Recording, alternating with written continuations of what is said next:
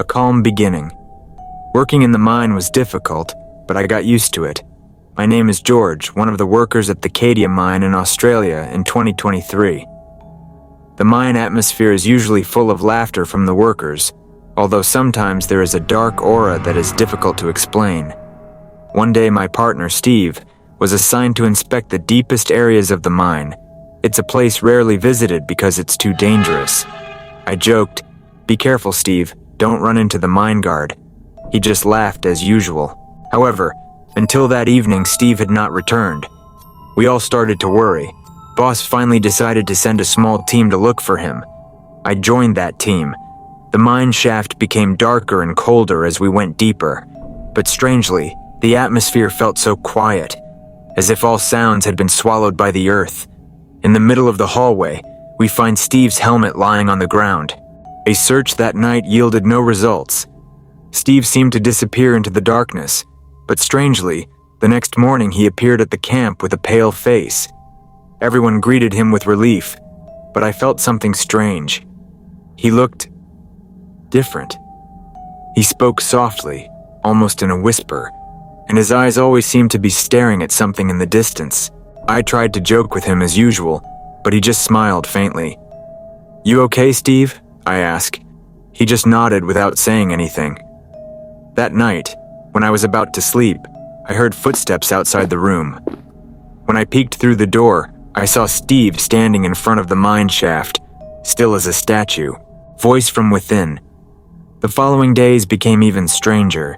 Steve often disappeared at night, and I started hearing strange noises from inside the mine. The sound is like a rustle, but there is also something like a whisper. His other colleagues started to avoid Steve, because he often talked to himself. I felt like I had to do something, so I dared to ask further. "Steve, what did you find there at that time?" I asked, trying to contain my fear. He only answered briefly, "They're there, George. They need friends." I felt goosebumps on my neck. Who is he referring to? And why is he talking as if he no longer wants to return to the real world? Changing hallways.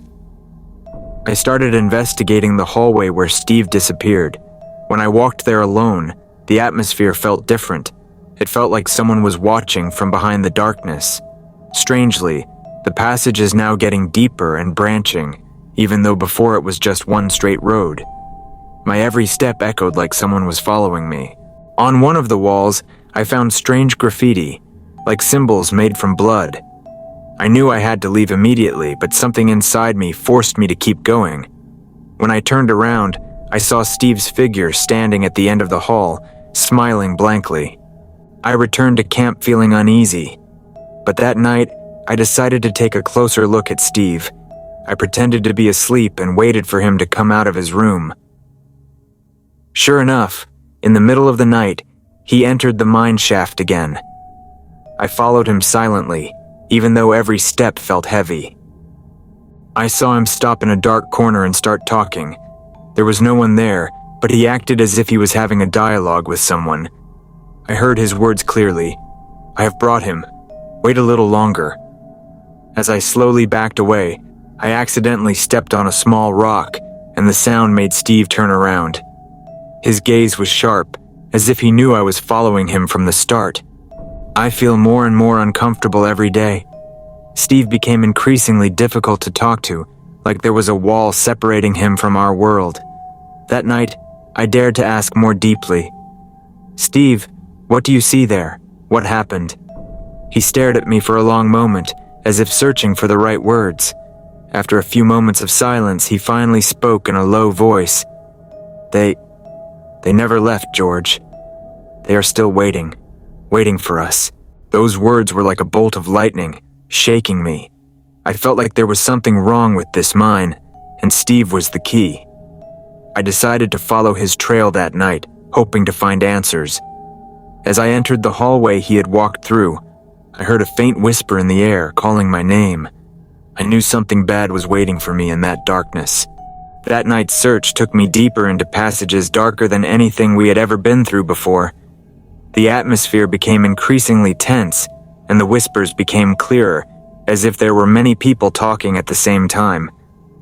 Suddenly, I saw a shadow moving at the end of the hall. It was like Steve, but something was different. His gaze was blank and his eyes drifted as if he didn't see anything. I held my breath and tried to approach him, but my steps stopped when I heard a louder sound. "What do you want from us?" I screamed, feeling trapped in fear. Steve stopped. His body seemed to freeze in place. Without turning around, he just said, "They're waiting for you, George. You're next." The words echoed inside my head as if they filled the entire hallway. I stepped back, feeling a tinge of fear, but my steps were stopped when a loud voice caught my attention. There was a sound like something falling, followed by a roar from the ground. The strangeness is increasing. After that night, Steve grew distant from all of us. He often disappeared without a word, and every time I looked for him, I felt like I was looking for a lost trail. No one could explain what really happened to him. I had a feeling something was wrong with this one of mine, and Steve was just the first clue. One morning, I found a note on my desk. It was Steve's writing, but it was a bit messy and almost illegible. "Don't go back there, George. They will demand more. We cannot escape." I rushed to look for Steve, but what I found was an even more confusing mind tunnel. New passageways appeared, as if some force was changing them.